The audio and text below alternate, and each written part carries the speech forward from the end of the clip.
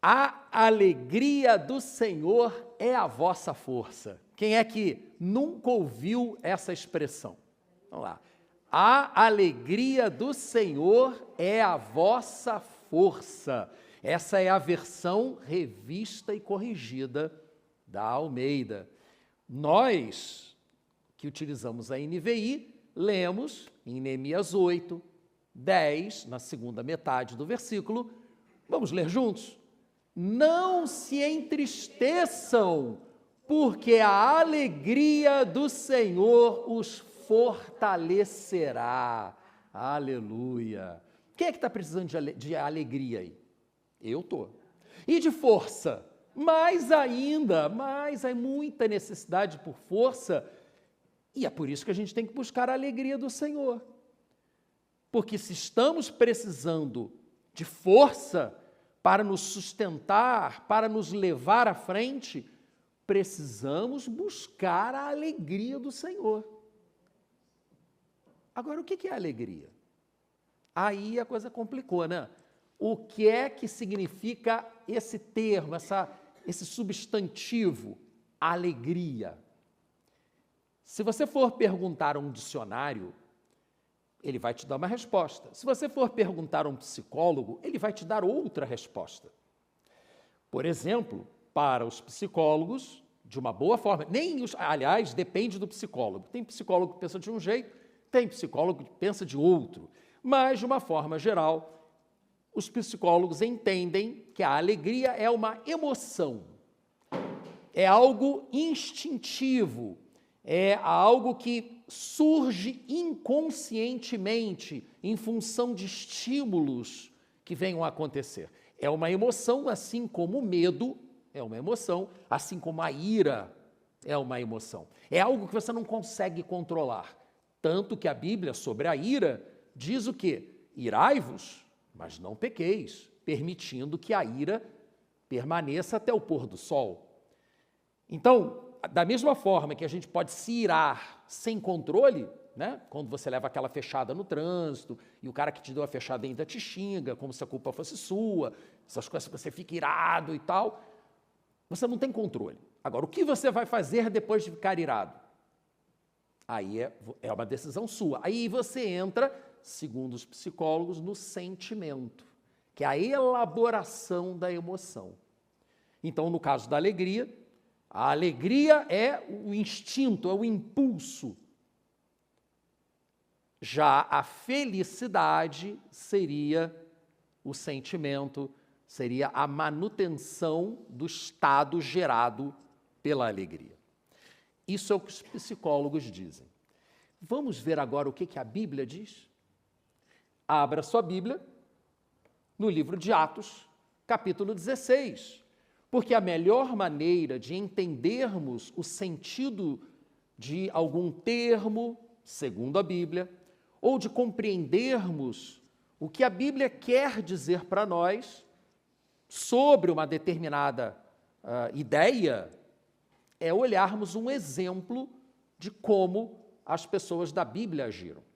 Se você tem a sua Bíblia em papel na mão, é o ideal, abra. Se você tem a sua Bíblia em aplicativo, pode abrir também. Só cuidado para não ficar seguindo as chamadas do Instagram e outras redes sociais e perder a atenção no que nós vamos ler aqui.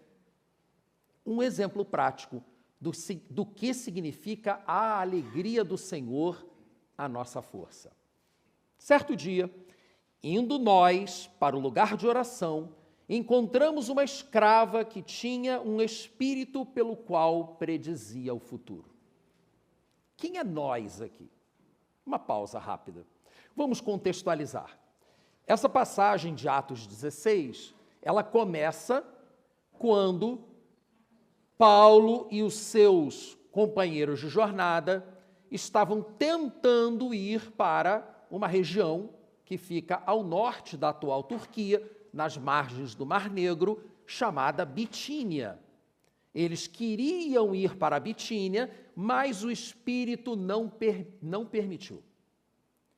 O Espírito de Deus impediu que Paulo e os seus amigos fossem para aquela região e os empurrou para irem para uma outra região chamada Troade, a antiga Troia. Enquanto a Bitínia fica nas margens do Mar Negro, Troade fica nas margens do Mar Egeu. É uma linha de geografia aqui, né? Básica, rápida. Muito bem. Isso é um detalhe interessante do texto de Atos. A partir do momento em que Paulo e os seus companheiros de jornada saem de Troade e vão para Filipos, na Macedônia, porque Paulo tem um sonho em que aparece um homem, um varão macedônio, dizendo-lhe: passe para a Macedônia, venha nos ajudar. E aí Paulo entende que ele não tinha que ficar em Troade, ele tinha que entrar no navio, atravessar o Mar Egeu e ir para a Macedônia, na atual Grécia.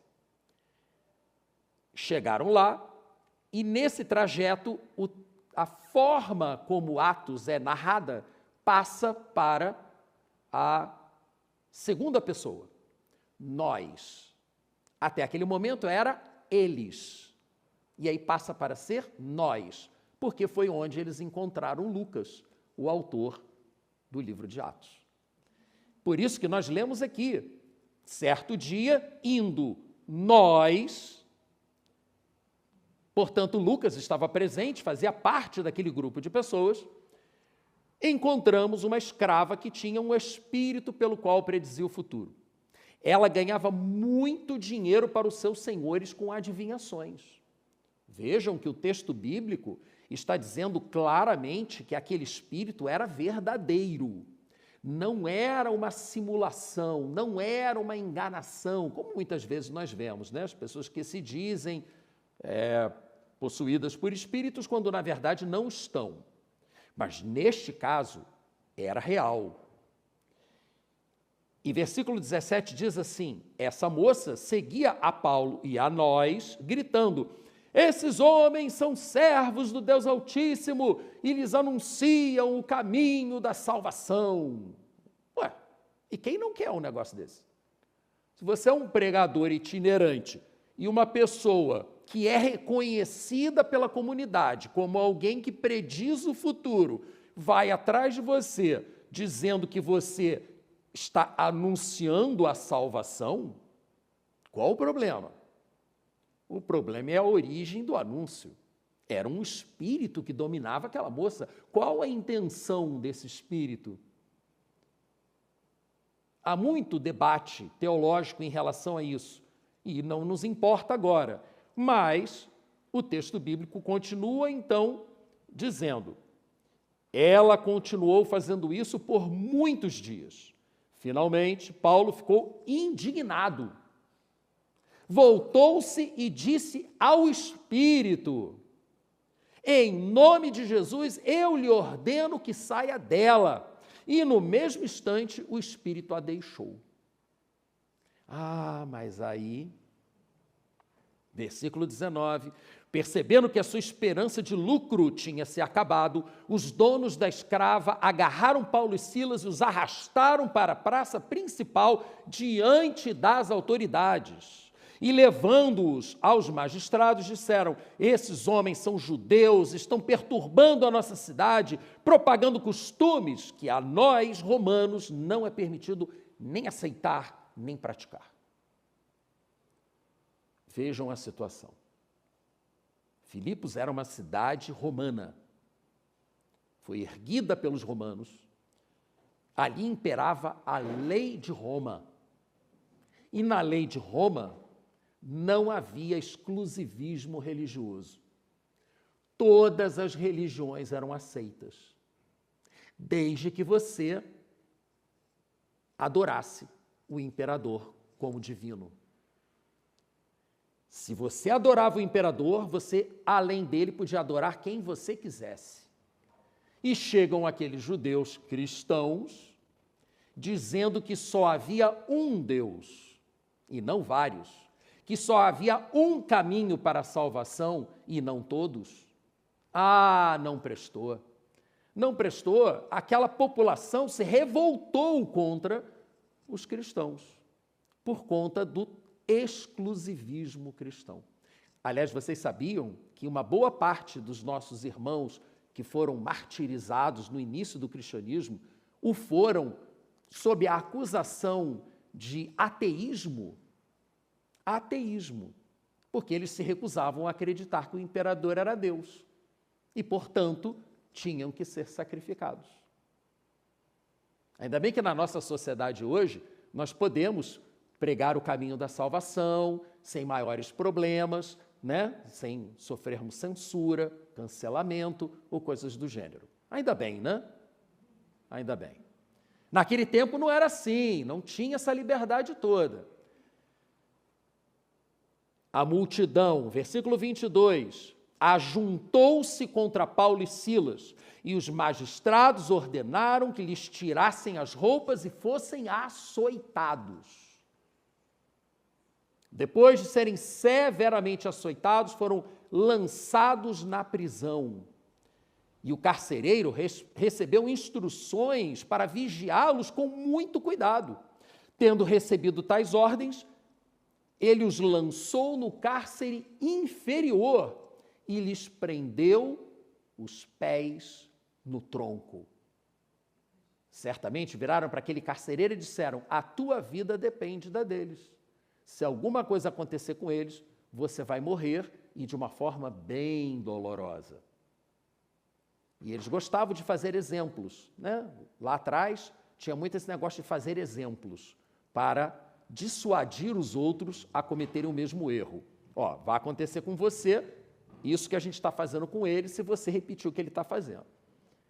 Então avisaram o carcereiro, e o carcereiro, com muita preocupação, o carcereiro foi lá e tomou todas as medidas humanamente possíveis para manter aqueles 2 homens presos. Aí eu lhe pergunto,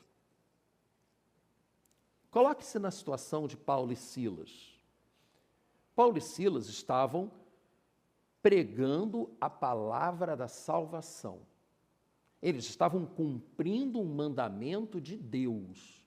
Eles queriam ir para um lugar, o Espírito não deixou, os forçou a ir para um outro lugar, chegaram lá, ao invés de permitirem que aquele Espírito fizesse propaganda deles, o expulsaram e então foram severamente açoitados, presos no cárcere interior, lá no fundo da masmorra, e com os pés acorrentados a um tronco.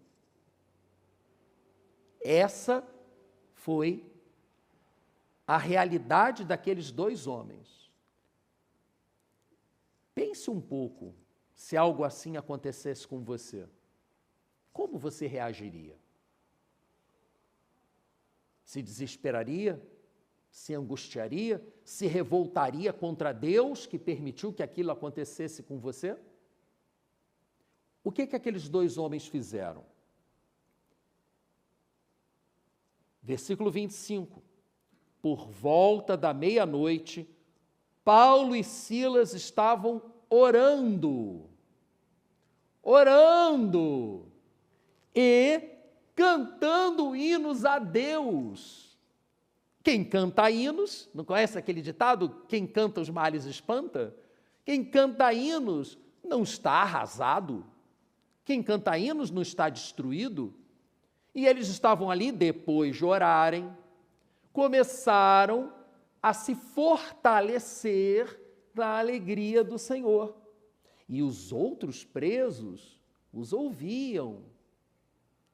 Muito eloquente a sua resposta será quando algo acontecer com você.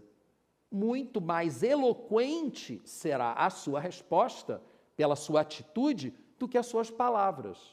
As pessoas estarão vendo você e como você vai reagir às circunstâncias. Aqueles presos estavam olhando, eles estavam ouvindo. De repente, houve um terremoto tão violento que os alicerces da prisão foram abalados. Imediatamente, todas as portas se abriram e as correntes de todos se soltaram. O carcereiro acordou e, vendo abertas as portas da prisão, desembainhou sua espada para se matar, porque pensava que os presos tivessem fugido. Antes morrer rápido do que morrer depois de muita tortura. Eu quero morrer logo. E o lugar estava tão escuro que depois ele pediu uma luz para entrar.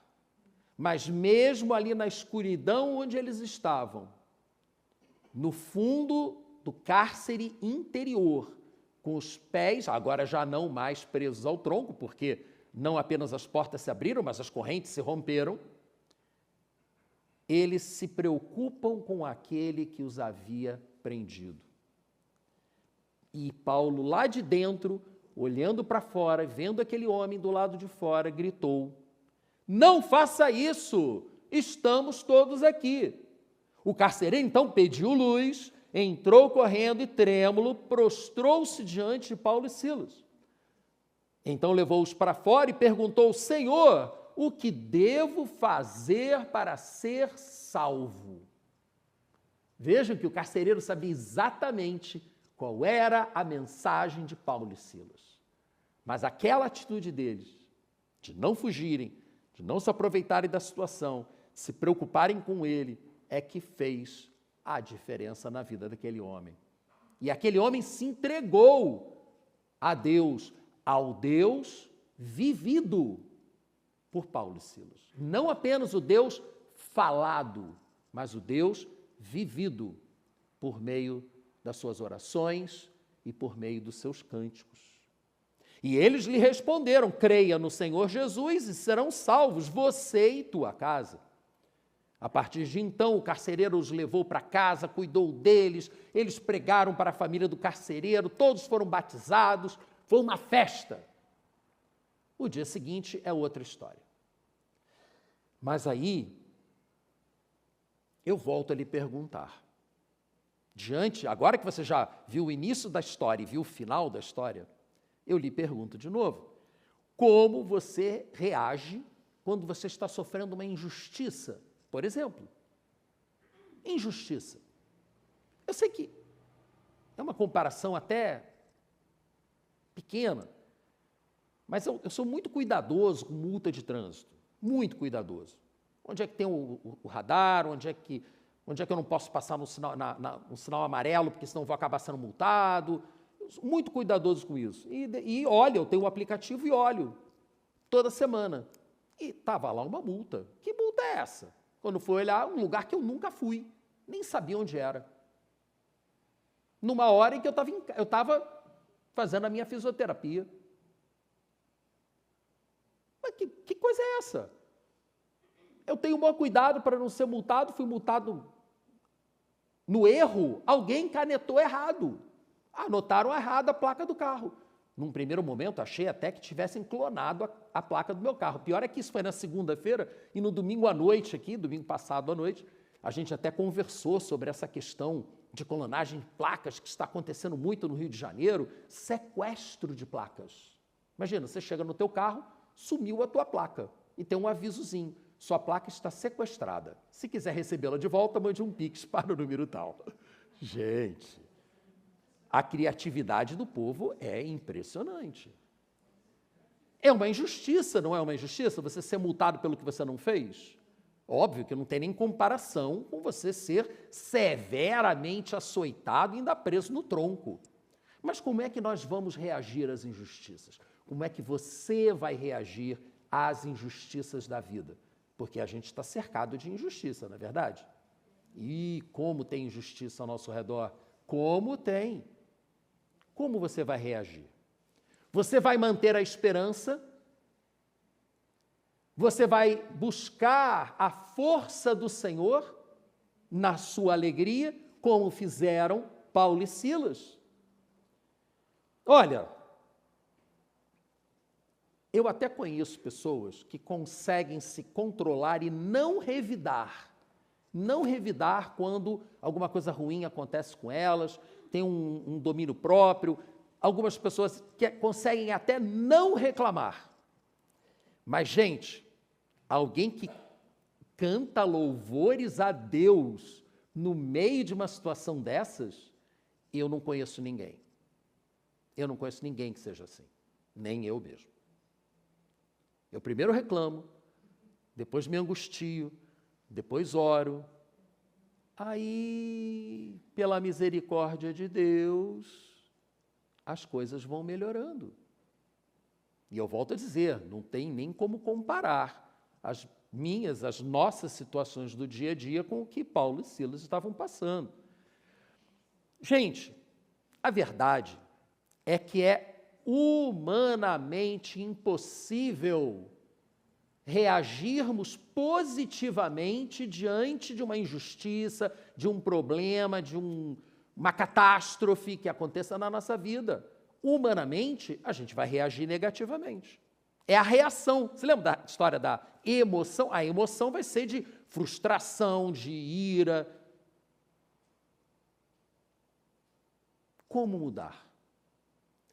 Basta que não sejamos nós, em nossa natureza humana, que reajamos, mas que seja o Espírito de Deus habitando em nós, que reaja em lugar da nossa natureza humana. Se o Espírito de Deus estiver habitando em você, você transbordará de esperança. Romanos, capítulo 15, versículo 13. Vamos ler juntos? Que o Deus da esperança os encha de toda alegria e paz por sua confiança nele, para que vocês transbordem de esperança pelo poder do Espírito Santo. Aleluia! Se crermos, como Paulo e Silas creram, porque ele está dizendo ali, por sua confiança nele, o Deus da esperança os encherá. Estou mudando apenas um pouquinho os tempos verbais aqui e a ordem das palavras. Se você confiar no Senhor, apesar das circunstâncias, Ele que é o nosso Deus, o Deus da esperança, o nosso tema, Ele vai nos encher, Ele vai te encher de alegria e de paz. De tal maneira que você vai transbordar de esperança. Mas isso não virá de você. Isso virá do poder do Espírito Santo. É somente no poder do Espírito Santo que seremos capazes de frutificar amor, alegria, paz, bondade. Ora, abra sua Bíblia em Gálatas, capítulo 5. Gálatas, capítulo 5. Pelo poder do Espírito Santo, poderemos viver de uma forma que vai causar um impacto imenso ao nosso redor. Não apenas na nossa própria vida, mas na vida das pessoas que nos cercam. Como aqueles homens estavam ali ouvindo Paulo e Silas cantando. Esses caras, o que esses caras têm? O que eles andaram fumando? Está rindo, né? É porque, gente, olha, naquela época, naquela região, havia uma seita de fumadores de haxixe. Haxixe é um tipo de droga parecida com a maconha, só que muito mais forte do que a maconha. E isso é histórico, vai no Google que você vai ver que é isso aí mesmo. E esses caras eram os hashishim, os fumadores de haxixe. E quando eles ficavam doidões, eles saíam matando as pessoas com faca. Não, doidos, completos. Então, de repente, né, os caras estavam ali dentro cantando, né? Pô, podia estar fora de si, né? E, de certa forma, estavam mesmo. Mas não por influência de uma droga, e sim pela influência do Espírito Santo. No dia do Pentecostes, os judeus que estavam em Jerusalém não acharam que aqueles homens estavam falando em outras línguas por ação de bebida alcoólica? Mas não era por ação química, tóxica, era pela ação do Espírito Santo. E como é viver pelo Espírito? Vivam pelo Espírito, digo eu, Paulo, na verdade, né? Não eu, Paulo. E de modo nenhum satisfarão os desejos da carne, pois a carne deseja o que é contrário ao Espírito e o Espírito que é contrário à carne. Então, eles estão em conflito uns com o outro, de modo que vocês não fazem o que desejam, mas se vocês são guiados pelo Espírito, não estão debaixo da lei. A sua carne, a sua natureza humana, a sua vontade de reagir às circunstâncias, a forma como você reage inconscientemente, instintivamente às circunstâncias, a sua natureza humana luta contra a natureza de Deus colocada dentro de você por meio do Espírito Santo. Ambos são antagônicos, como disse aqui Paulo. O Espírito tem uma vontade que é contrária à carne, a carne deseja o que é contrário ao Espírito e os dois estão em permanente conflito. Mas nós que andamos no Espírito não estamos debaixo da lei. Como lá os romanos, Paulo também disse, desventurado homem que sou, capítulo 7, quem me livrará do corpo dessa morte? Pois o que eu quero fazer eu não faço, o que eu não quero é o que eu faço. E aí ele então conclui dizendo o quê? Louvado seja o Senhor, porque não há mais condenação para aqueles que estão em Cristo Jesus. É mais ou menos a mesma ideia que ele está aqui apresentando aos Gálatas. E então ele diz que frutos são esses. Como é que a natureza humana reage e como é que o Espírito reage às circunstâncias? Versículo 19. Ora, as obras da carne são manifestas: imoralidade sexual, impureza, libertinagem, idolatria, feitiçaria, ódio, discórdia, ciúmes, ira, egoísmo, dissensões, facções, inveja, embriaguez, orgias e coisas semelhantes. Esses são os frutos da carne. É isso que, naturalmente, a nossa natureza vai produzir.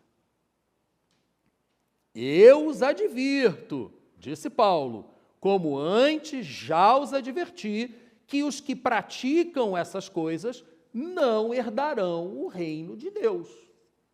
Haverá consequências. Como num outro ponto da Bíblia é dito, não se engane o homem. De Deus não se zomba. Aquilo que o homem plantar, ele colherá. Que hoje também na moda, né, de você achar que não vai ter consequência nenhuma, vai viver tua vida do jeito que você quiser, que vai dar tudo certo no final. Eu não vejo base bíblica para essa afirmação, não, mas... Versículo 22, agora sim, agora chegamos no ponto que nos interessa. E no contraponto dos frutos da carne, ainda fico mais em evidência, diante do que acabamos de ler, que são os frutos da carne, vejam os frutos do Espírito. Amor, alegria, paz, paciência, amabilidade, bondade, fidelidade, mansidão e domínio próprio. E contra essas coisas não há lei. Os que pertencem a Cristo Jesus crucificaram a carne com suas paixões e os seus desejos. E se vivermos pelo Espírito, andemos também pelo Espírito. Aí eu lhe pergunto, você tem andado pelo Espírito ou pela carne? Como você tem reagido às circunstâncias negativas da sua vida? Pense um pouquinho nisso.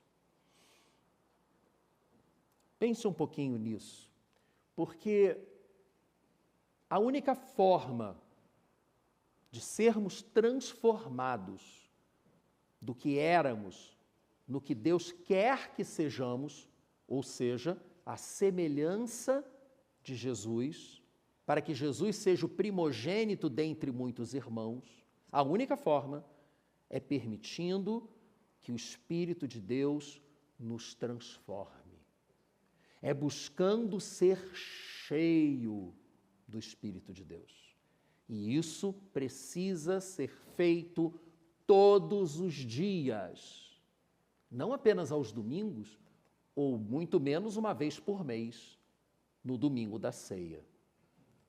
Todos os dias nós precisamos fazer aquela parada para meditar sobre o que fizemos no dia, avaliar as nossas atitudes e pedir a Deus perdão pelo que fizemos de errado e a capacidade, o poder para reagir de forma diferente da próxima vez.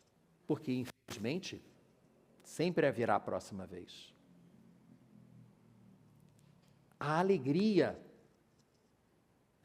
que nos leva a transbordar de esperança, a alegria do Espírito, ela é que pode nos regenerar. E aí, os nossos frutos serão frutos que levarão os outros a nos buscarem para dizer: o que eu tenho que fazer para ganhar a salvação? Como aquele carcereiro fez com Paulo e Silas. Afinal de contas, é pelos frutos que a gente conhece as árvores, né? Como disse Jesus lá em Lucas, capítulo 6, versículo 44. Então, para concluir, a vida, ela pode nos levar a circunstâncias muito difíceis. E, às vezes, o próprio Espírito de Deus pode ter nos conduzido para um lugar, para uma situação em que você está sofrendo. O que é que eu estou fazendo aqui? Mas foi Deus que levou você para lá, como levou Paulo e Silas para Filipos. Foi Deus. Não adianta reclamar com ele. O que fazer? Nessas horas, nós temos que fazer o que Paulo nos ensinou lá em Romanos, capítulo 15, versículo 13. Nós temos que confiar no Senhor, na sua bondade, no seu amor, no seu plano perfeito que inclui a sua vida. E ao confiarmos no Senhor, sermos alcançados pelo poder do Espírito Santo e assim transbordarmos em esperança, cheios de alegria e de paz que serão a sua força.